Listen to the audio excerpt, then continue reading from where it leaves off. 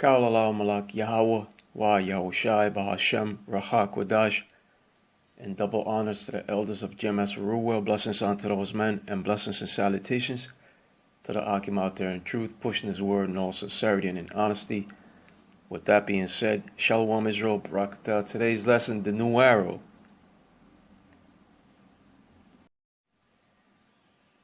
And here I have a November 28, 2024 article that says NYT uncovers likely specs of Russian Oreshnik missile. Isaiah chapter 54 and verse 16. Behold, I have created the smith that bloweth the coals in the fire, and that bringeth forth an instrument for his work, and I have created the waster to destroy. Created the smith. A smith or a blacksmith created ancient primitive weapons of war, even armor, shields, etc. The modern day smith, on the other hand, is a scientist that creates weapons of propulsion and of mass destruction, nuclear capability, that bringeth forth an instrument for his work. That instrument is the gift of the missile.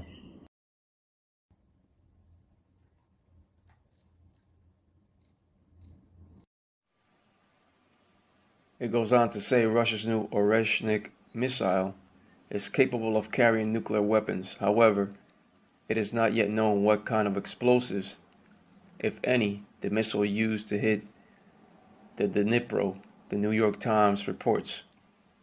According to the agency, the United States believes that the Oreshnik is a modification of the Russian intercontinental ballistic missile, the RS-26 Rubez, which has been tested since 2011.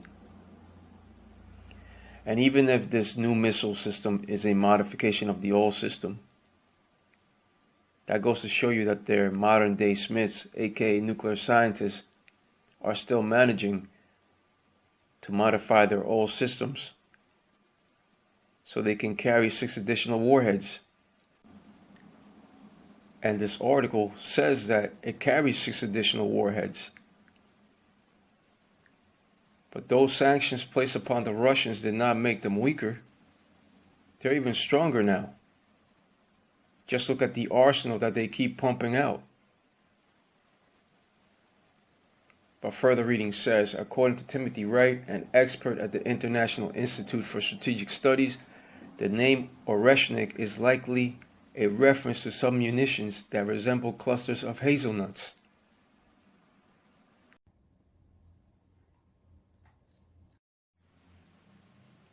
This system has been in development for a while, said Jeffrey Lewis, a non-proliferation expert at the Middlebury Institute of International Studies. At the same time, Wright noted that there are some physical differences between the Oreshnik and Rubez missile systems. The debris from the impact site indicates that the Oreshnik measures about 92 centimeters in circumference, while the Rubez measures 1 millimeter, 83 centimeters. This is likely due to the fact that the Oreshnik is designed to fly shorter distances than the Rubez. After all, the Rubez can reach a target anywhere on Earth, while the Oreshnik can fly about 3,410 miles. Even this distance will allow it to reach most of Europe. Like I said, they're being modified. Further reading says Nick Brown, an analyst at Janes, a British company specializing in defense intelligence, said that the Oreshnik is the longest range weapon ever used in conflicts in Europe. Experts also believe that Rubez can carry up to 4 warheads, and the Oreshnik for the attack on the Dnipro carried 6 warheads.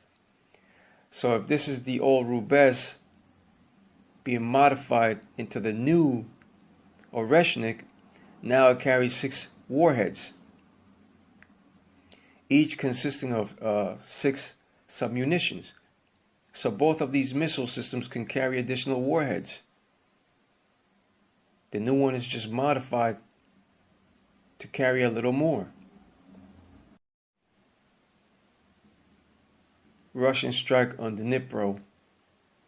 Last week, Russians struck Dnipro with a medium-range ballistic missile. Putin claimed it was Russia's latest missile, which he called the Oreshnik. In his statements, he also threatened to strike strategic targets in the United States, the United Kingdom, and France. And when it comes to this Third World War, we are close. Once they implement the CHIP of Revelation 13, 16 through 18, then that war cometh quickly. First cometh great tribulation, then that leads to the CHIP, and then that war, destructive war, cometh quickly. But according to the Defense Intelligence of Ukraine, the name Oreshnik is only a designation of the research program under which this weapon was developed. The missile itself is known as Kadir. And when it comes to these two missile systems, they can carry multiple warheads.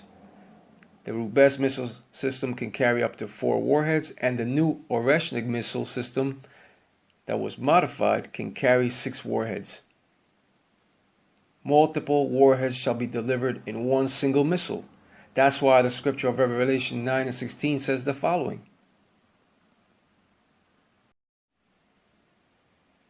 Revelation 9 and 16, and the number of the army of the horsemen were 200,000, and I heard the number of them. And this scripture speaks of 200 million missiles, many missiles capable of carrying multiple warheads inside of that one missile alone. That's why it says, and the number of the army of the horsemen were 200,000, and I heard the number of them. 200 million missiles.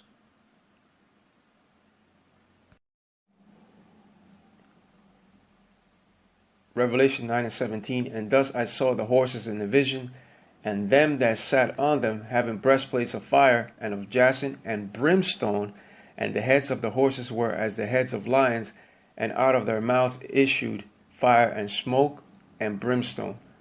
Now real horses running in the pastures are not capable of shooting forth fire out of their mouths. And this scripture is talking of the deadly effects of a nuclear detonation.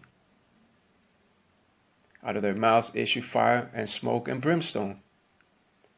The heads of the horses speaks of those nuclear warheads of destruction. The missiles represent destruction and the end of this wicked generation and civilization at hand. First there shall be great tribulation, then shall follow the CHIP of Revelation 13, 16 through 18, and then afterwards cometh that war quickly.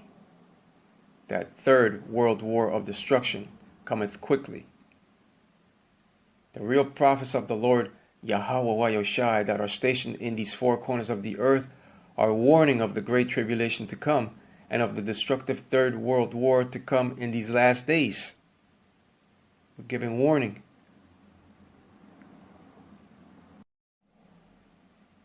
Here we have the scripture of 2 Esdras 16 and 13. For strong is his right hand that bendeth the bow.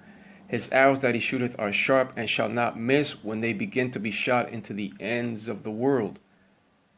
The bow represents the silo. The arrows represents the missiles.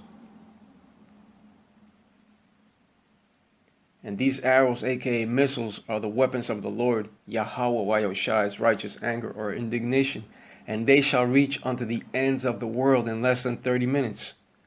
And when it comes to modern day Babylon the Great, it shall become the lake of fire, and those detonations shall also cause that great earthquake.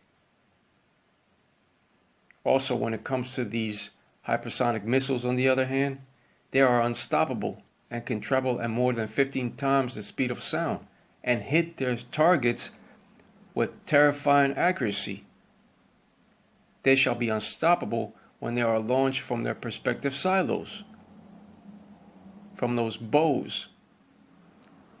Once these arrows are let loose, they shall not miss their strategic targets, because the Spirit of the Lord, Yahweh Bahashem, Yahushai, will be guiding them.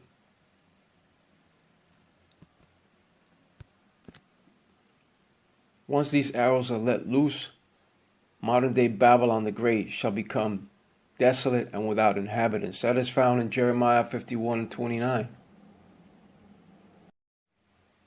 But with that being said, Kaulallah Malak Yahweh Wa Yahushai Ba Hashem Hakwadash, and double honors to the elders of GMS Ruel, blessings unto those men, and blessings and salutations to the Akim out there in truth, pushing this word in all sincerity and in honesty.